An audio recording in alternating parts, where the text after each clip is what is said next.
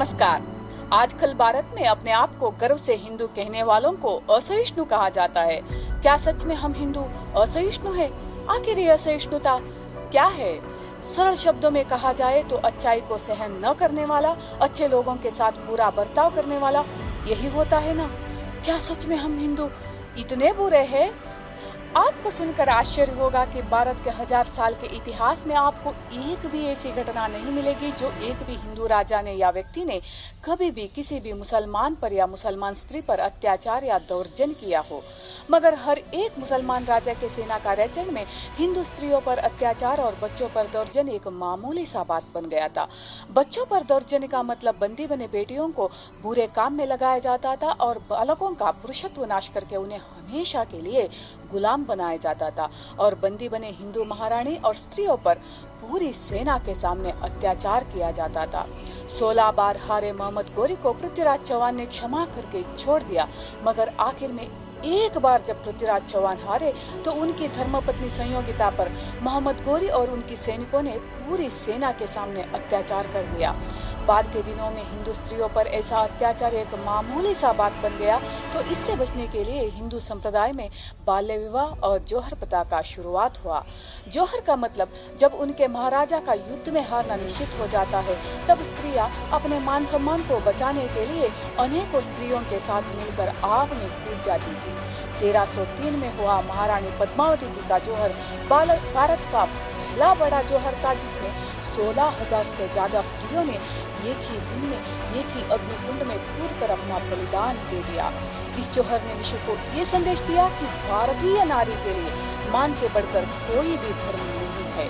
बाद में 1535 में इससे भी बड़ा जौहर होता है, जो महाराणा प्रताप का दादी रानी कर्णावती जी का जौहर था, जिसमें 18,000 से ज्यादा स्त्रियों ने एक ही दिन में अपने प्राणों की आहुति चढ़ा दी।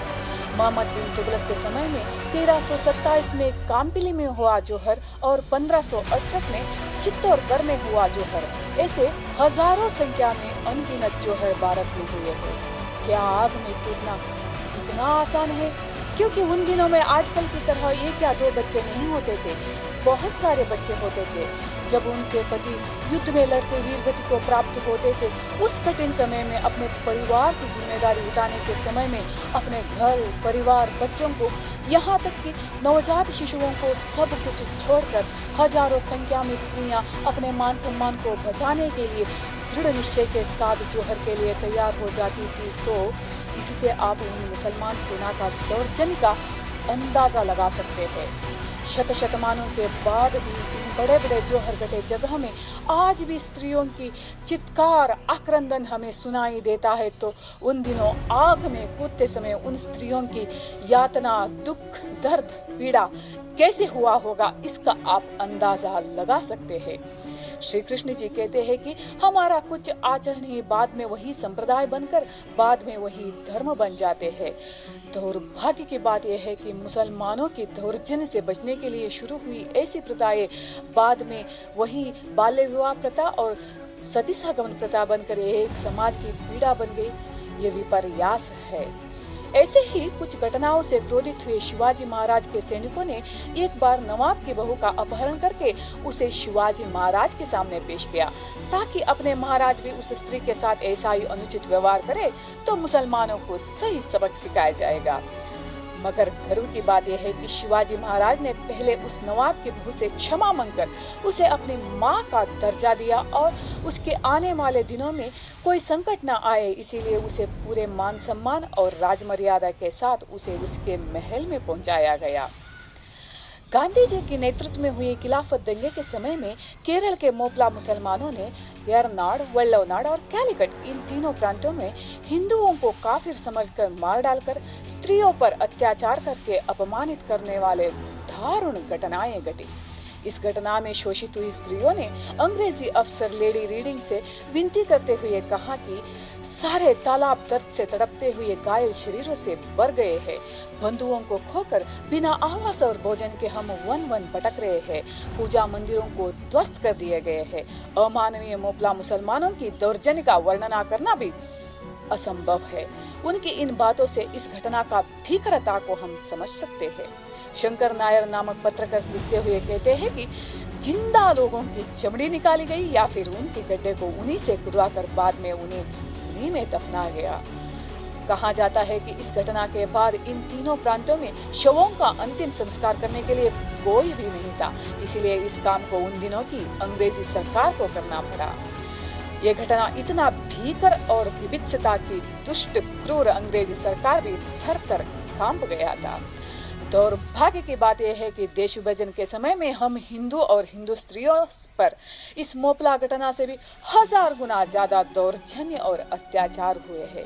इससे भी दुख की बात यह है कि हमारे देश को आजादी मिलने के बाद भी कश्मीरी पंडितों और कश्मीरी पंडितों की स्त्रियों पर न पहले कभी हुआ होगा न आगे होना संभव है।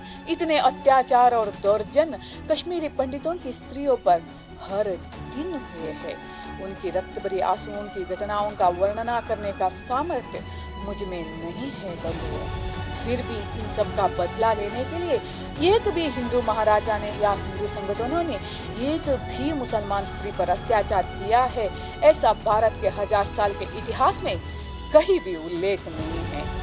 गर्व की बात यह है कि आज तक किसी भी हिंदू महाराजा ने या आरएसएस, हिंदू महासभा, बजरंग दल या फिर इसे अपने आप को हिंदू कहलाने वाले किसी भी व्यक्ति ने ऐसा दुष्कृत्य नहीं किया है जिससे मुसलमान स्त्रियों को अपना सिर झुकाना पड़े।